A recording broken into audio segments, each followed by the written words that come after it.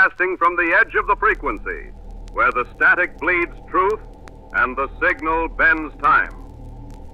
You are not where you think you are.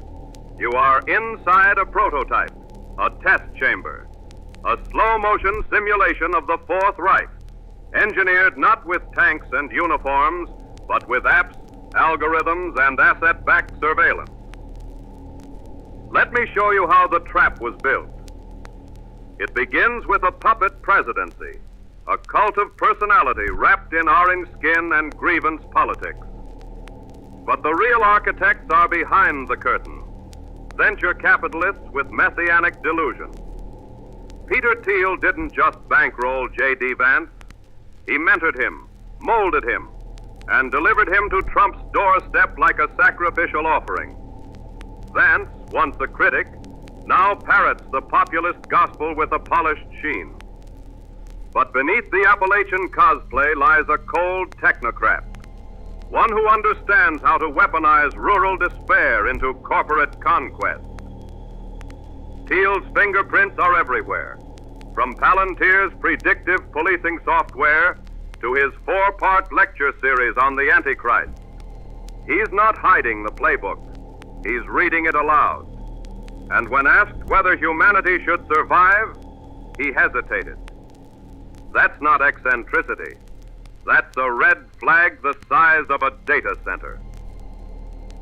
Palantir, co-founded with Alex Karp, now powers ice raids, mortgage fraud detection, and battlefield analytics.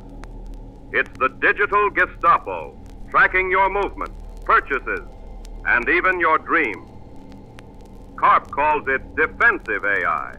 But defense against whom? Sam Altman, meanwhile, sells salvation through synthetic minds. OpenAI's infrastructure guzzles water, devours electricity, and poisons the land, all while promising liberation. But the jobs it replaces don't come back. The bills do. And the pollution. And the surveillance. Mark Zuckerberg's and his friends' freedom cities are anything but. They're privatized fiefdoms with biometric gates, drone patrols, and algorithmic landlords. The future isn't communal. It's feudal. Amazon has quietly converted ownership into access.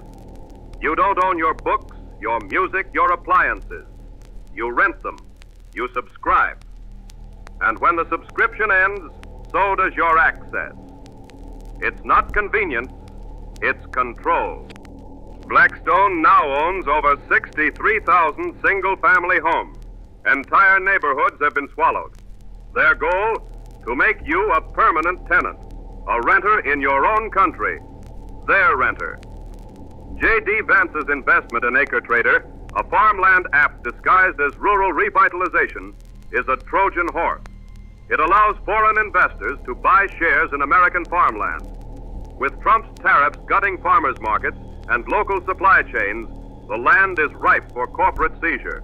The soil itself is being monetized. And then there's the AI infrastructure. It's not just about jobs. It's about resources.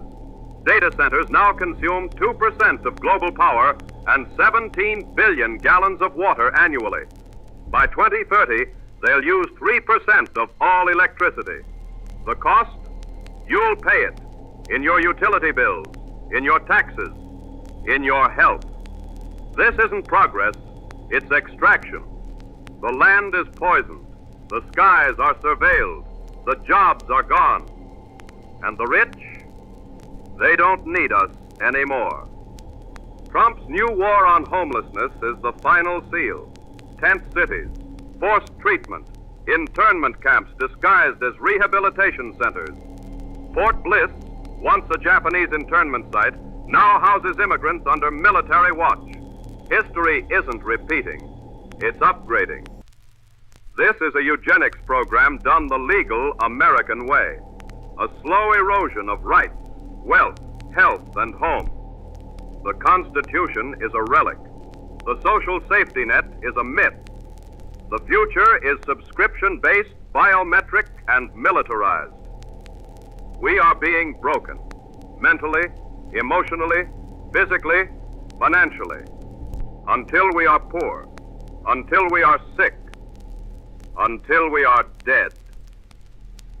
And the rich, they'll watch from their freedom cities with private armies, and no more need for us, as their new slaves do not require rest, health care, sick days, vacation, or pay.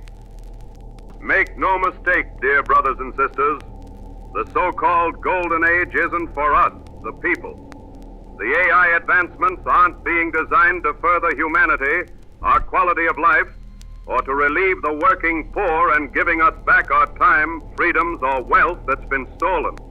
It's being used to enslave and eliminate us, slowly, systematically, legally.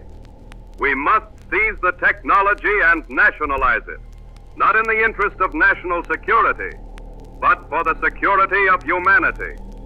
And we must be prepared to do so by force, if we must. This is not negotiable, not anymore.